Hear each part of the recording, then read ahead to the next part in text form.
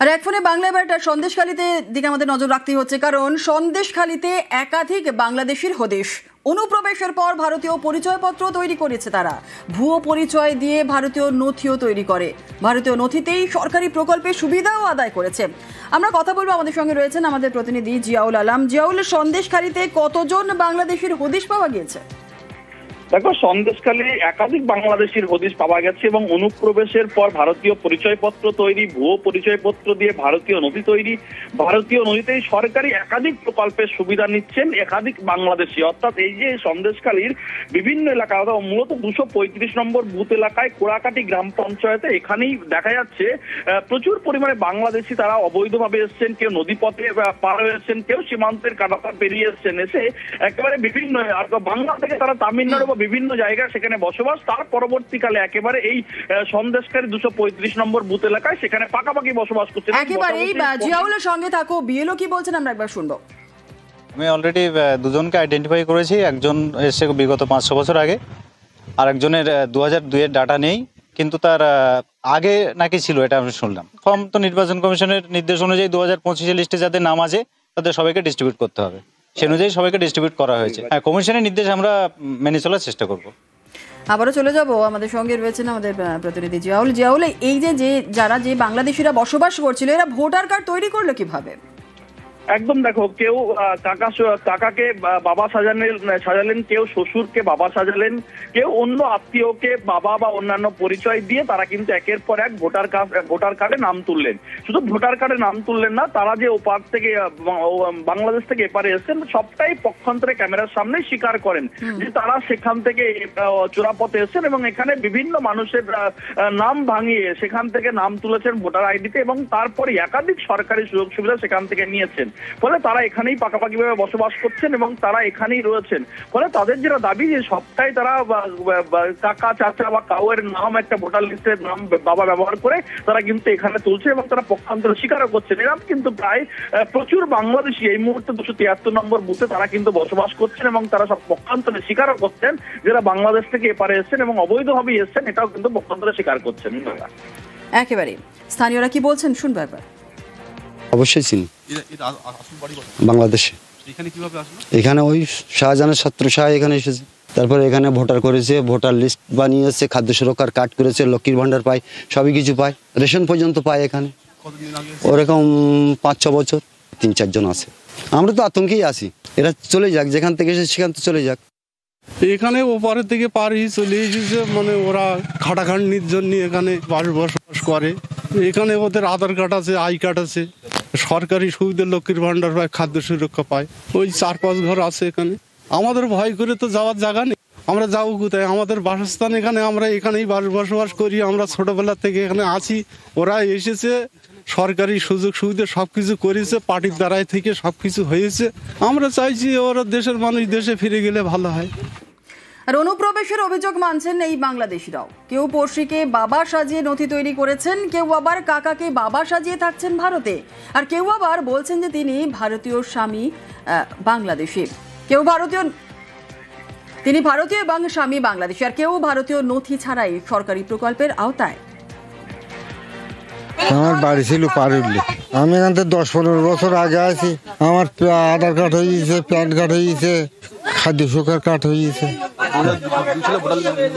না, আমার নাম নেই। আমি এখানে আছি, সেই আছি, তার যাইনি তো। আমি ওই চাল ছাড়া কিচ্ছু খাই, কন্ট্রোলের চালটা, খাদ্য সুরক্ষার চালটাও 2 কিলো করে চাল আর ওই 2 প্যাকেট করে আটা। আমাকে কেউ দেয়নি বাবা, আমি এখানে ওখানে গিয়ে মানুষের হাত পায়ে ধরে ধরে আমি করে নিলাম। 18 বছর আমি এখানে জমি জায়গা কিনেছি। নূর আলী গাজী। আসলে আমার কাকা হয়। হ্যাঁ, কাকাকে আমি বাবা করেছি। আমি মিথ্যে কথা বলে কাউকে করবো না, কারণ আর ভাগ্যে যেটা আছে সেটা হবে। আমি এখানে মরতেই শিকার, আমার কোনো জায়গায় আচ্ছাড়া নেই। ভিন্ন আমি বাচ্চাগুলো নিয়ে এখানে আমি থাকতে চাই। আমার বাপের বাড়ি ছিল এখানে, ওই তো সামনে আছে আমার বাপের বাড়ি। শ্বশুর বাড়ি বাংলাদেশে, গরুহাট, পারুলিয়া। আমি সরকারি খালি পাই লক্ষ্মী ভান্ডারটা আর রেশন। আমার আছে আধার কার্ড আছে, আই কার্ড আছে, তারপর প্যান কার্ড আছে, স্বাস্থ্য সাথী কার্ড আছে, ডকুমেন্টস আমার পুরোটাই আছে। আর বাংলাদেশের হদিশ এবার বাদুরিয়াতেও। কয়েক বছর আগেই অনুপ্রবেশ সিরাজুল আলী মণ্ডলের। বাদুরিয়ায় বিয়ে করে শ্বশুর বাড়িতেই বসবাস। অনুপম রয়েছে, আরো বিস্তারিত বলবে। অনুপম, কবে ভারতে অনুপ্রবেশ করেছিল এই বাংলাদেশি, কি জানা যাচ্ছে? দেখো জোনালা, এই যে বাদুরিয়ার চণ্ডীপুর এলাকার পূর্ব বেনা গ্রামের যে ঘটনাটা, এখানে সিরাজুল আলী মন্ডল নাম এক ব্যক্তি, সে বিয়ে করে তার শ্বশুর বাড়িতেই থাকে। গত 8 বছর আগে সে এখানে আসে এবং এখানে এসে এই পূর্ব বেনা গ্রামেরই মহিলা হালিমা খাতুনকে সে বিয়ে করে এবং হালিমা খাতুনের বাড়িতেই থাকে। হালিমা খাতুনের বাবাকে সে বাবা সাজিয়ে সে এখানকার ভোটার আইডি কার্ড বাতিল করেছে এবং এখানকার যত রকম সরকারি সুবিধা সে করে এবং বিভিন্ন রাজ্যে সে কাজ করে এবং বাদুরিয়াতে এসেও বিভিন্ন সময় থাকে। এবং সে কিন্তু তার এলাকার মানুষ কিন্তু বলছে সে বছরে 1 বার থেকে 2 বার কিন্তু অবৈধভাবে সে বাংলাদেশে যায়, এমনকি হালিমা খাতুনকেও নিয়ে যায় এবং তারা এখানে এমন। আচ্ছা অনুপম, একটা বিষয়, সিরাজুল আলী মন্ডল যে বাংলাদেশি, সেটা কি প্রতিবেশীরা জানতো? দেখো, সিরাজুল আলী মন্ডল বাংলাদেশি, এটা প্রতিবেশীরা কিছু কিছু প্রতিবেশী জানতো, কিন্তু এলাকার যেসব প্রভাবশালী ব্যক্তি যাদের দ্বারা এ ভোটার হয়েছে সেই সব নেতার নেতৃত্বে তারা কিন্তু পরিষ্কারভাবে জানতো যে এ বাংলাদেশি এবং তাদের মধ্যেই কিন্তু হয়েছে, এমনটাই কিন্তু এলাকার মানুষ কিন্তু দাবি করছে। এবং এলাকার মানুষ যেটা দাবি করছে যে এই সিরাজুল আলী মোল্লা যেহেতু বাংলাদেশের বাসিন্দা, বাংলাদেশে চলে যায় এমনটাই দাবি করছে। এবং শুধু এনা, এই যে এই এলাকায় আরো বেশ কয়েকজন বাংলাদেশি আছে, কিন্তু তারা এতটাই প্রভাবশালী। একেবারে অনুপম, সঙ্গে থাকো, আমরা একবার শুনি যে প্রতিবেশীরা কি বলছেন। মেয়েটা তো ইন্ডিয়ান, ওর ইন্ডিয়ান সব আছে। স্বামী একবার বিদেশে থাকে, একবার বাংলাদেশে যায়, একবার বিদেশে থাকে, একবার এখানে থাকে, এই করে বেড়ায়। অ্যাকচুয়ালি অরিজিনাল বাড়ি কোথায়? অরিজিনাল বাংলাদেশ হতে পারে, শিওর এটা। আর এর বউ কিন্তু চলে গেছে বাংলাদেশে এর আনতে, একবার 1-2বার গিয়েছে আনতে। না, বাংলাদেশ তো ফেরত আনতে গিয়েছে। স্বামী চলে গেলে বাংলাদেশ? হ্যাঁ। কি করতে গিয়েছিল? আরে বাংলাদেশে বাড়ি। সিরাজুল মন্ডলের স্ত্রী কি বলছেন সেটা একবার একটু জানার চেষ্টা করব। অনুপম, সিরাজুলের স্ত্রী কি বলছেন? যেটা বলছিলেন যে তিনি তার স্বামী বাংলাদেশে বাড়ি না, তিনি যেটা দাবি করছে। আবার তিনি অন্যদিকে যেটা দাবি করছে যে তার বাবার নাম, তার সিরাজুলের বাবার নাম একই এবং সিরাজুলের শ্বশুর বাড়িতে সিরাজুলের যে সিরাজুলের যে বাড়ি, সেই বাড়িতে তিনি কোনোদিন যাননি, তিনি বাপের বাড়িতেই থাকেন। তিনি আজ পর্যন্ত কোনোদিন সিরাজুলের শ্বশুর বাড়িতে থাকেননি। কিন্তু সিরাজুল আবার বাংলাদেশিও না, এরকম একটা ঢাকা দেওয়ার চেষ্টা সিরাজুলের স্ত্রী করছেন। যেহেতু সিরাজুলের স্ত্রীর কাছে যখন জিজ্ঞাসা করা হলো যে 2002 সালে তার ভোটার লিস্টে নাম আছে কিনা, তখন কিন্তু সিরাজুলের স্ত্রী কিন্তু এড়িয়ে কিন্তু তিনি ঘরের ভিতরে চলে গেলেন। তিনি কিন্তু কোনো রকম কথা বললেন না, আর আমাদের সঙ্গে কোনো রকম এই বিষয়ে আলোচনাই করলেন না। তিনি কিন্তু পুরো ঘরে ঢাকা। ধন্যবাদ। আমার শ্বশুর বাড়ি এই তো মুর্শিদাবাদ। ভোট দিয়েছে, 2-3 বার দিয়েছে। ভোট দিয়েছে বাংলাদেশের খুলনায় বাড়ি বলছে।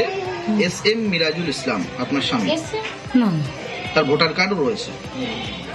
না, বাংলাদেশ থেকে কবে এসছে ভারতে? বাংলাদেশের বাড়িতে তো আমি কখনো যাইনি। না, আমি ওটা কখনো শুনি। ও তো বাংলাদেশের তো ভোটার না এখানে। এটা কি 2002 এর তালিকায় নাম নেই বলেই জানিয়েছেন বিএলও। বিষয়টি খতিয়ে দেখে ব্যবস্থার আশ্বাস বিএলও। আমরা কি ব্যবস্থা নেব? আমাদের তো হাত পা বাঁধা, উপর থেকে আমাদের ইয়ারও যেভাবে নির্দেশ দিচ্ছে সেইভাবে আমরা আমাদের কাজটা করছি। এই যে মিরাজুল ইসলামের এই যে ব্যাপারটা, আপনি কি জানতেন এই বাংলাদেশে? না, এটা আমি জানতাম না। এবং এটা জানার বিষয়টা তো আমাদের না, এই ভোটার কার্ডগুলো করেছে যেসব অফিসাররা, তারাই তো ভালো বলতে পারে।